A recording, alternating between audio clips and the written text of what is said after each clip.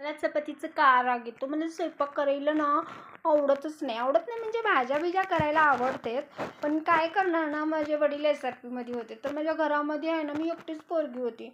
2 बहिणी, आम्ही 2 भाऊ. 1 भाऊ पुण्याला आणि 1 बहीण पुण्याला आणि मी आणि माझा बारका भाऊच राहायचं. मग आमच्या घरात काय मी खायचे, प्यायचे, खेळायचे, खायचे, प्यायचे, खेळायचे. मग एक झालं की एक कामाला कोण पोरी असायच्या घरामध्ये. आई सगळ्यांसंग चांगला राहायची. आईला सगळे शेजारी पाजारीच्या मुली, आत्याच्या मुली सगळ्या मदत करायचे. भाकरी कर, कालवण कर, झाडायचं, भांडे घासायचं सगळं माझ्या आईला मदत करायचे. मग मला काही कामच नसायचं. त्यामुळे आहे ना, मला स्वयंपाक आहे ना करूच वाटत नाही.